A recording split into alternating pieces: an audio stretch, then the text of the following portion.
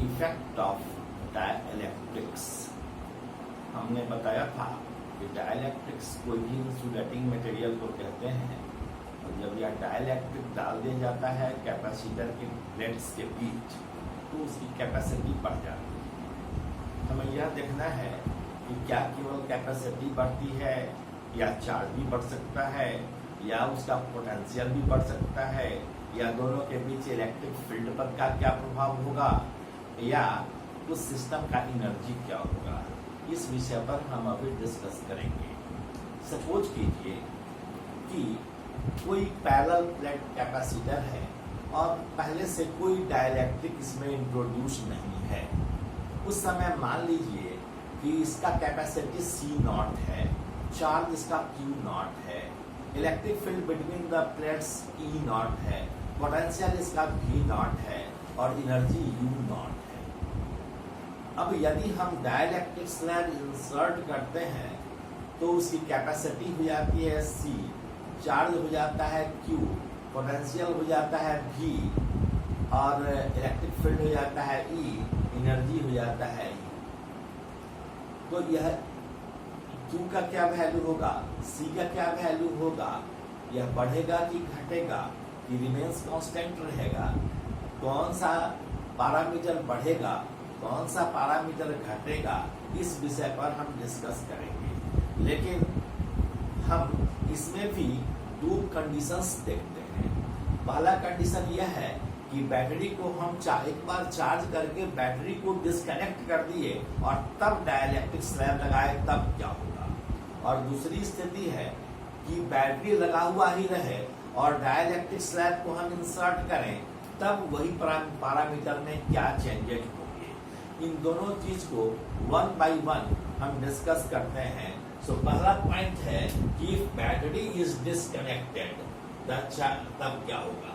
पहला पॉइंट है battery is disconnected और दूसरा पॉइंट है बैटरी इज कनेक्टेड। जब बैटरी डिस्कनेक्टेड है, एक बार हमने चार्ज कर दिया, सपोज कीजिए कि Q0 चार्ज है कैपेसिटर पर और हम बैटरी को डिस्कनेक्ट कर दिए, तो बैटरी को डिस्कनेक्ट करके तब हम डाइलेक्ट्रिक स्लैब को इंसर्ट किए, तब उसके चार्ज का क्या होगा। The charge will remain the same. क्यों? क्योंकि यह आइसोलेटेड सिस्टम है। आइसोलेटेड सिस्टम का मतलब क्या है कि इस कैपेसिटर से कोई कुछ भी नहीं जुड़ा हुआ है, न अर्थ से यह कनेक्टेड है और न यह बैटरी से कनेक्टेड है। ऐसी स्थिति में उस पर चार्ज का क्या होगा, उसका चार्ज रिमेन्स कांस्टेंट होगा, यानी चार्ज कांस्टेंट ही रहेगा, चार्ज पर कोई प्रभाव नहीं पड़ेगा। इस चीज को हम लिखते हैं कि सिंस इन आइसोलेटेड सिस्टम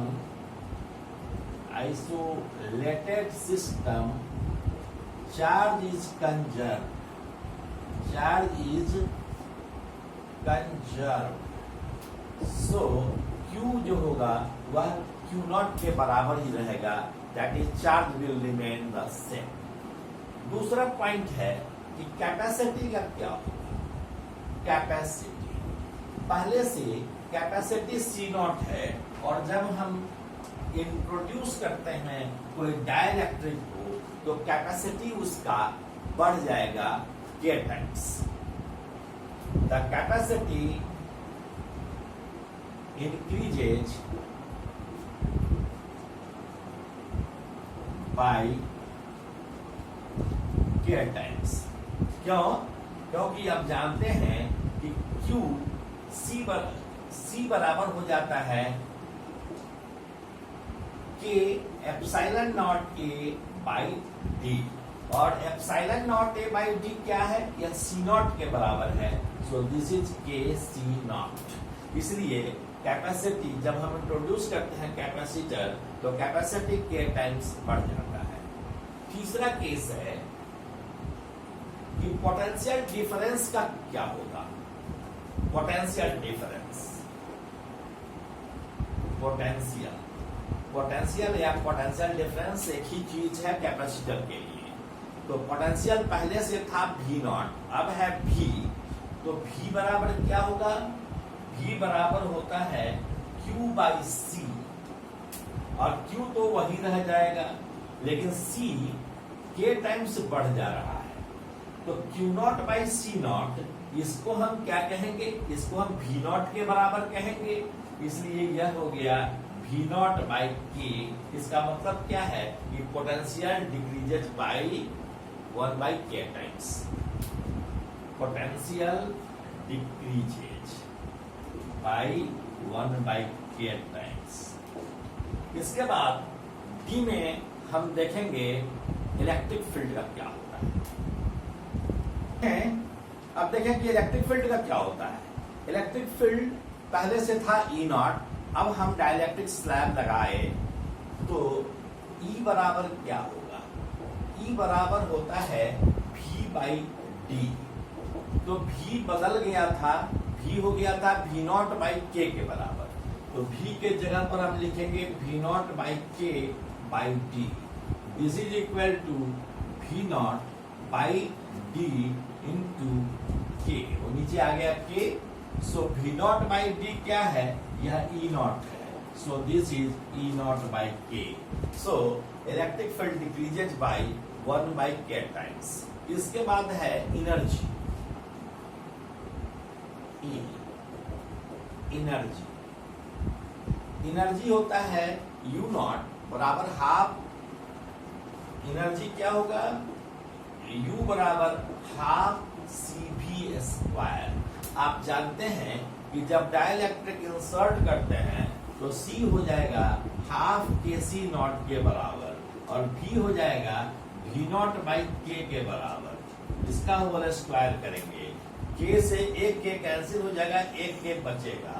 तो यह हो जाएगा half C0 V0 square divided by K। This is U0 by K। इसका मतलब है कि पोटेंशियल एनर्जी भी घट जाता है, वह भी हो जाता है 1 by K times. Hence energy decreases to 1 by K times. अब सपोज कीजिए कि हम बैटरी को कनेक्ट कर देते हैं और तब डाइलेक्ट्रिक लगाते हैं। तो जब बैटरी कनेक्टेड होगा तब तो पोटेंशियल कांस्टेंट होगा, क्योंकि जो पोटेंशियल डिफरेंस बैटरी के टर्मिनल के क्रॉस होगा वही कैपेसिटर के टर्मिनल के क्रॉस होगा। इसलिए potential will remain the same. Potential difference will be constant, यानी यह सेम रहेगा। Potential difference will remain the same. इसलिए V बराबर होगा V0 के। दूसरा पॉइंट कि कैपेसिटी का क्या होगा।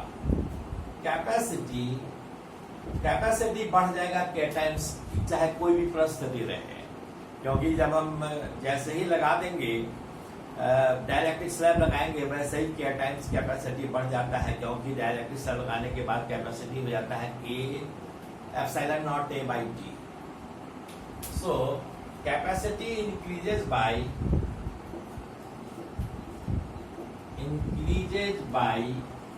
K times, that is C is equal to KC0। और देखें चार्ज का क्या होता है। आप जानते हैं कि चार्ज बराबर होता है Q बराबर CV। C तो बढ़ गया KC0 के बराबर हो गया, लेकिन V तो V0 के बराबर ही है, अभी आप लिखे थे। सो C0 इंटू V0 को हम क्या लिखेंगे? C0 V0 Q0 के बराबर हो गया। This is K Q0। So charge increases by K times. Charge increases by K times. अब हम देखें कि इलेक्ट्रिक फील्ड का क्या होगा। इलेक्ट्रिक फील्ड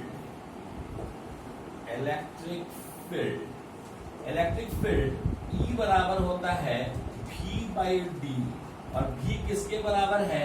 V0 के बराबर ही। इसलिए E बराबर होगा E0 के, अर्थात electric field will remain the same.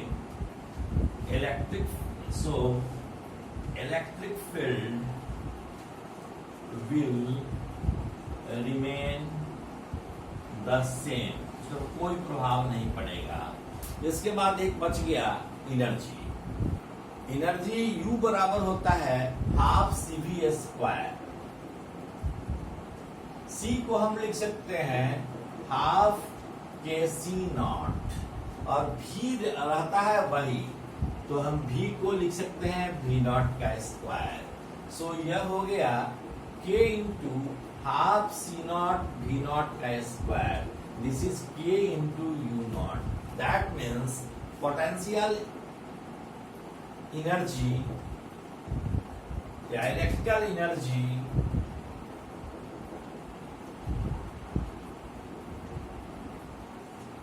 increases by K times। तो इस चीज को आप देख लें, बहुत महत्वपूर्ण है और इस पर क्वेश्चंस आते हैं, प्रॉब्लम्स आते हैं, बहुत घुमा फिरा कर क्वेश्चंस आते हैं। कंफ्यूजन में नहीं रहिएगा कि बैटरी डिस्कनेक्टेड है तब क्या होगा, बैटरी कनेक्टेड है तब क्या होगा। दोनों ही स्थिति को डिफरेंशिएट करके थॉट प्रोसेस से आगे बढ़ना है। अब हम लोग कॉम्बिनेशन ऑफ कैपेसिटर्स पढ़ेंगे। कॉम्बिनेशन ऑफ कैपेसिटर्स, कैपेसिटर को हम सीरीज में और पैरेलल में जोड़ सकते हैं, like resistance, like inductances. Resistors को हम जैसे सीरीज और पैरेलल में जोड़ते हैं, या स्प्रिंग्स को जोड़ते हैं, या थर्मल रेसिस्टेंसेज को जोड़ते हैं, ठीक उसी प्रकार हम कैपेसिटेंसेज को भी जोड़ सकते हैं सीरीज में और पैरेलल में। तो सबसे पहले देखें कि सीरीज कॉम्बिनेशन का मतलब क्या होता है। यदि if two or more capacitors are combined in such a way that the same charge exists at each of the capacitor, then such a combination is called series combination।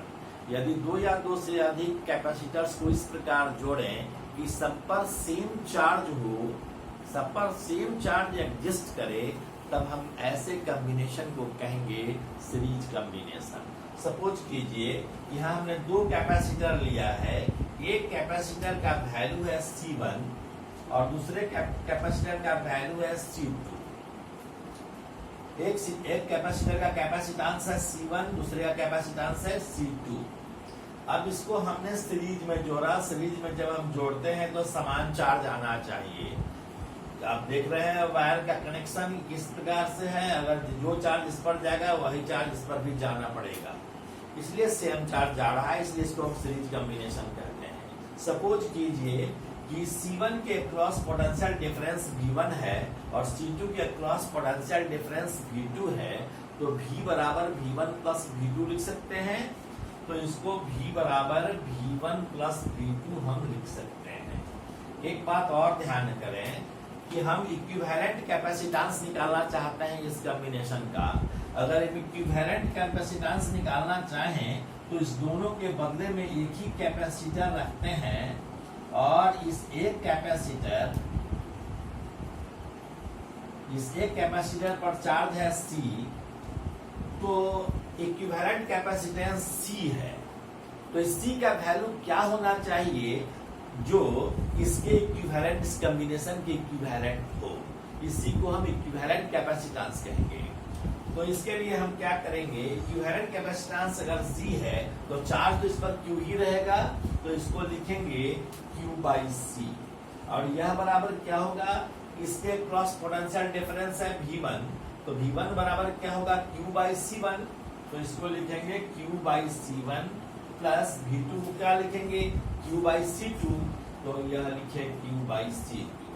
Q cancel हो जाएगा common लेकर, तो हम लिखेंगे 1 by C is equal to 1 by C1 plus 1 by C2। हम ऐसे लिख सकते हैं, या लिख सकते हैं C बराबर है C1 C2 by C1 plus C2। इस तरह से हम सीरीज कॉम्बिनेशन करते हैं। हम दोनों कॉम्बिनेशन जब पढ़ लेंगे, इसके बाद हम इस पर बहुत सारा प्रॉब्लम्स करेंगे। सपोज कीजिए कि यह एक पैरेलल प्लेट कैपेसिटर है और इसको हम जो दो पैरेलल प्लेट कैपेसिटर है इसको हमने पैरेलल में जोड़ा। पैरेलल में जोड़ने का मतलब क्या होता है कि दोनों या दो से अधिक कैपेसिटर भी हों तो सबके क्रॉस समान पोटेंशियल डिफरेंस हो। अगर इस दोनों टर्मिनल के बीच पोटेंशियल डिफरेंस भी है, यानी ये बैटरी के क्रॉस यदि पोटेंशियल डिफरेंस भी है तो इसके क्रॉस भी पोटेंशियल डिफरेंस भी है। इसका मतलब है कि इस कैपेसिटर के क्रॉस भी पोटेंशियल डिफरेंस भी है और इस कैपेसिटर के क्रॉस भी पोटेंशियल डिफरेंस भी है।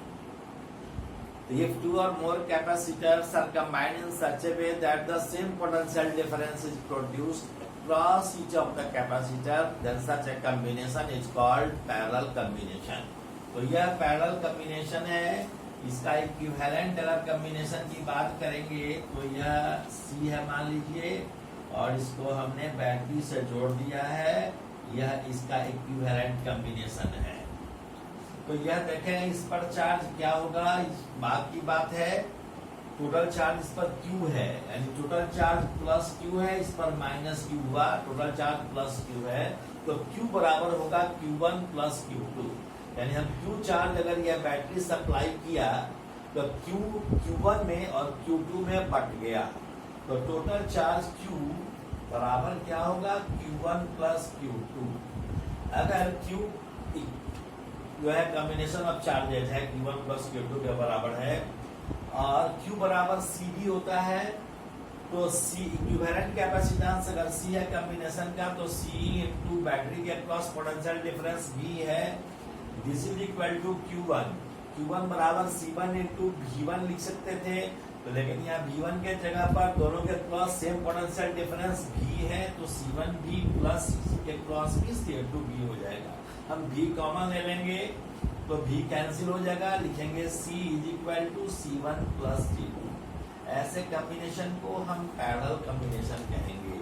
तो दोनों के बीच अंतर क्या होगा, सीरीज कॉम्बिनेशन होगा, तो सभी कैपेसिटर पर समान चार्ज होगा, और यदि पैरेलल कॉम्बिनेशन होगा तो सब कैपेसिटर के क्रॉस सेम पोटेंशियल डिफरेंस होगा। इस चीज पर आप ध्यान देंगे।